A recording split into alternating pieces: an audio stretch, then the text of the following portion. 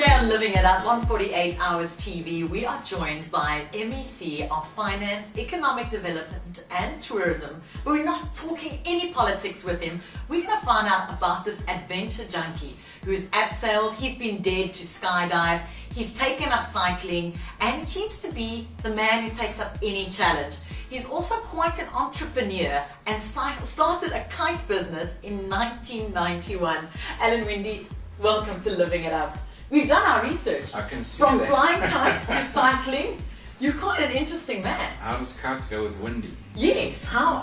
What was the name of your business when Windy, you started? windy kites, yeah. That's the first thing that everyone was laughing about this morning when we said you actually been in the kite business. How did that come about and how did it lead to where you are today? Well, prior to getting involved in politics, I was involved in 10 different companies in Liezel. And the kite business was one of those businesses that I actually bought out somebody who was battling and bought him out. That business, the kite business, carried on, but it turned into a boat cover, tent, tarpaulin, and all sorts of other businesses as well. Now you're a busy man and we're going to stay clear of the politics today. I want to know about cycling. How did you get into cycling? Okay, well, I also owned a bicycle shop. Yes, I read that. So that was an interesting story. I used to also have a screen printing and signage and number plate shop. And I started cycling, and the young guy down the road, Nicholas Brainkies, he used to be the guy at the general dealer in Liezel who serviced my bike. And he came to see me one day and said he was sick and tired of working at the general dealer and do I have a job for him? And I said, you don't know that, you only know bicycles, you don't know anything about anything else. So I said, I'll put the money in, you bring the expertise, and we started a bike shop. Fantastic. And yeah, that's how I started. So I cycled quite a bit then. And then I actually lost a brother due to a cycling accident. And so my cycling kind of slowed down after that. And then I think it was the Premier that really got me going again. In this job, she started this Better Together cycling tour, pledged to Niezel. I took part in that and just carried on cycling. Now, cycling, you've picked it all up and you've taken on every single challenge, but you've also been quite outspoken about cycling safety and you've been in the forefront of cycling safety.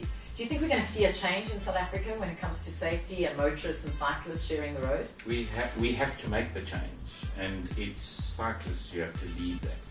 Because motorists are not going to just change by themselves. We as cyclists have to be the change agents, as Gandhi says, be the change you want to see. So we've got to behave ourselves on the road, start obeying the traffic rules, gain the respect of the other road users, and then only when we get that right will we really start to see a change. But we've also got to look at some policy changes. We've got to get a bit tougher. We've got a law coming in now about a passing distance between a cyclist and a motor vehicle.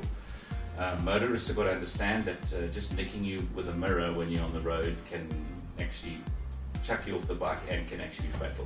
So motorists need to know that they're driving a very hard weapon and you've got no protection when you're on a bicycle. So we need to build that relationship. We've got to lead that change. And I'm busy with a program, and we're not allowed to speak work, but I would like to see 100,000 international visitors a year coming to this city and this province within the next 10 years. We only get 7,000 at the moment, and if we get that right, it will really, and to get that right, we have to make sure it's safe. We have to make sure that our roads are built differently. I was speaking last night at an event about cycling, and I mean, I don't know if we'll get it right, but we've got to invent some new kind of road sign. It's painted on the road. These bus stops that come out into the road force cyclists to go around them. So 10 meters before that, we need some kind of road sign that warns motorists that a cyclist will actually come in because there's something in the road. And we have that at intersections. We need to develop those kind of mechanisms as a two-way street in building that relationship between motorists and cyclists. Now I remember when I did my K53 driving and you study for the test and you go for your drivers, you've actually got to do checks for cyclists. I remember them being quite strict. Check for pedestrians, check for cyclists. When you open your door, check. I don't think that's being enforced these days or being followed through on. I don't think so either. So we need to actually get tough on policing. But it's also about the consciousness. So you speak to any driver in Europe, mainly Holland, and they will tell you that they are forever looking for cyclists because they come out of nowhere. And the rule there is if you hit a cyclist, you're in the wrong. Whether you're in the wrong or not. But that's a total consciousness change, and that's where we need to move towards. I mean, I'll never forget a sign when you get on the train. If you get on the train in Europe, there's a sign there that says, make way, travelers with a bicycle get priority seating. So if you're sitting on the train near the door and someone gets on the train with a bicycle, they have to get up and move because you've got a bike. That's a nice one. We've just brought in cycling onto trains. You can carry your bikes and on buses. What's making our city safer in terms of cycling? We've got lots of cycle lanes. I'm glad to see that Joburg is now following suit. 140 million rand is budgeted now going forward for more cycle lanes. It's not only cycle lanes, it's road signs. You'll see in the city now they've started painting. They did a test with those green strips. Yes. Because just a dotted line is not strong enough, and so now we've got green strips, and they're actually now going to be rolling them out. And they're busy with a strategy in the city at the moment. It'll come out at the end of the year, which actually talks about total modal shift. We need to get out of cars, and we need to get into taxis, we need to get onto bikes, we need to get on foot, we need to get onto trains. But of course they all have their own issues, so we've got to make sure our trains are safe. We've got to make, and there's a whole big program, but it's really to get people out of cars into other modes of transport. Now let's talk about you and all the adventures you've gotten up to so far. I see you've attempted to skydive, or did you get around to skydiving, or been challenged to skydive? I've got two challenges. The one was the rhino dive. Yes. I see the latest guy is this naked rhino dive, but anyway, we'll see. No. That can be very dangerous. I have skydived before, but long time ago. But that challenge was out there. I don't know, we just couldn't get the diary to me. But I'm very happy to jump out of an aeroplane. So he's always up for a challenge. Why don't you challenge him to something? It has to have a good cause behind it. Just tweet us at 48 Hours TV or at Alan Winde, and perhaps he'll take you up on that challenge. I've got a challenge that's being paid this Saturday. Yes. There's a charity called Iris House. I'm involved through my wife. She's a volunteer. There's so many families who have kids that need 24/7 looking after. And a mom with a kid who needs 24/7 looking after sometimes needs a break.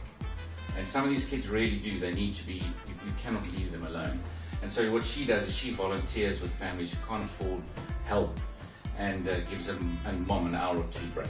Now, at the August cycle tour, I was told I wasn't allowed to cycle with hairy legs.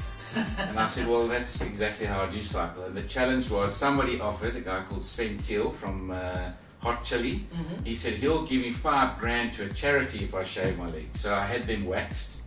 And they're handing over the $5,000 this Saturday to Iris House. Fantastic. So I'm up to any challenge, even having my legs waxed. What other challenges are coming up? Or do you just wait for them to get tweeted to you? Whatever. It's, I've dived in the shark tank in the aquarium. You've abseiled down Table Mountain. Down the mountain. Abseiled down Table Mountain was part of getting Table Mountain as one of the 7 natural wonders. So do you think your abseiling helped that at all? I don't know. Now before we go, we have a fun section on this part where we get to know you a bit better. I give you a few questions and you've got to answer them as quick as you can in a minute. What was the last song you sang in the shower? I'm not allowed to sing in the shower. Why is that? My family don't allow me to sing at all. What can you not leave your house without? My phone. Favorite restaurant in Cape Town? Sure. That's difficult. It's a difficult. I will skip that. What bike? I'll get into trouble if I pick one. What bike do you own? And how many bikes do you own? I own 3 bikes. My road bike is a Fondriet. I've got a 25-year-old rebuild for inner city riding. That's called my city bike. And I've got an old giant mountain bike. And if you could give any advice to cyclists or people who want to start cycling, what would that be? Just get on a bike and ride. Now in July of last year, you started cycling, and only a couple of months later, you did what I thought was one of the most difficult cycling challenges ever, the double century. How did it go, and are you planning to do it again this year? I'm definitely going to do it again, and I'm going to keep doing it. It was really, really great. Again, a challenge, so it was nice to have a challenge.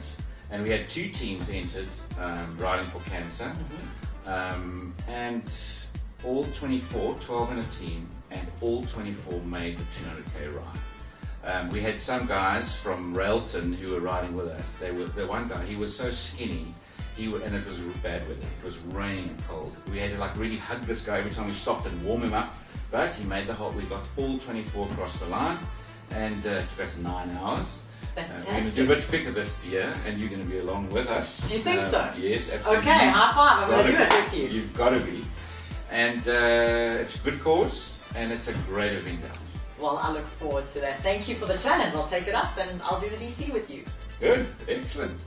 And Winde, thank you so much for joining us. I know I see you regularly on the bike around town. So follow his advice, just get out there, get on the bike and have fun, but remember to wear a helmet.